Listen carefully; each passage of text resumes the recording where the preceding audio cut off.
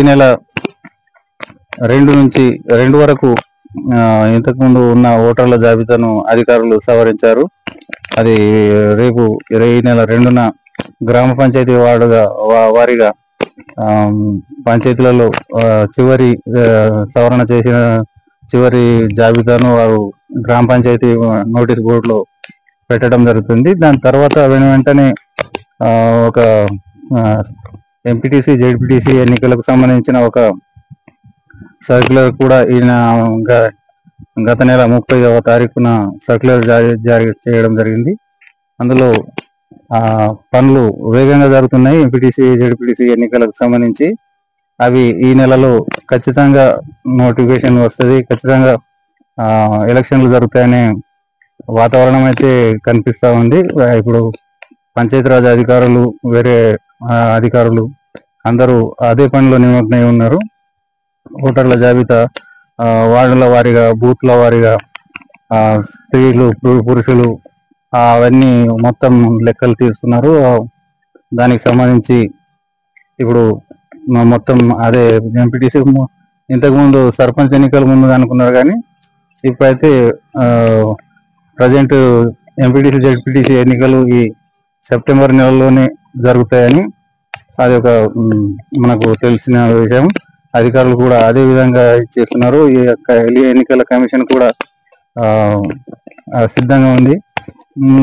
నిన్న జరిగిన కేబినెట్ సమావేశంలో రేవంత్ రెడ్డి ఈసీకి ఒక లేఖ కూడా రాసినట్లు సమాచారం. తాము ఎన్నికల నిర్వహణకు సిద్ధంగా ఉన్నామంటూ ఎన్నికల సంఘానికి లేఖ రాసినట్లు తెలిసింది. అయితే ఎట్టి పరిస్థితుల్లో ఈ నెలలో ఎంపీటీసీ జెడ్పీటీసీ సంబంధించిన ఎన్నికలు ఖచ్చితంగా జరుగుతాయని ప్రజలు కూడా అనుకుంటున్నారు, జరుగుతాయని అధికారులు కూడా చెప్పడం జరుగుతుంది. అదేవిధంగా దీని తర్వాత ఇక సర్పంచ్ ఎలక్షన్ల అంటే ఇప్పుడు ఇది ఎంపీటీసీలకు సంబంధించిన నోటిఫికేషన్ ఎప్పుడైతే జారీ అవుతుందో దానికంటే ముందు రిజర్వేషన్లు కూడా డిక్లేర్ అవుతాయి. అంటే రిజర్వేషన్లు ఇప్పుడు ఈ సర్కులర్లో ఏముందంటే ఈ నెల 6 నుంచి 9వ తారీఖు వరకు మండలాల వారీగా అన్ని అంటే సిద్ధం చేస్తున్నారు. ఓటర్ల జాబితా అవన్నీ సిద్ధం చేసి ఒక డిస్టిక్ పంపిస్తారు. ఆ డిస్టిక్ లో 9వ తారీఖు అక్కడికి జిల్లాకు చేరుతాయి. 10వ తారీఖు నాడు చివరి ప్రదర్శన అంటే ఓటర్ల జాబితా ప్రదర్శన అక్కడ ఉంటది. అన్ని పార్టీల నాయకులతో సమావేశాలు కూడా ఉంటాయి దీనిలో. ఈ మధ్య కాలంలో 6 నుంచి 10 తేదీ మధ్యలో.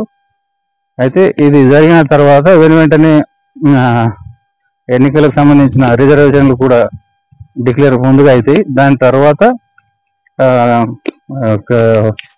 ఇది నోటిఫికేషన్ వెలువడుతుంది. ఆ నోటిఫికేషన్ ప్రకారంగా ఎన్నికలు ఎట్టి పరిస్థితుల్లో ఈ సెప్టెంబర్ చివరి వరకు జరిగే అవకాశాలు అయితే కనిపిస్తున్నాయి.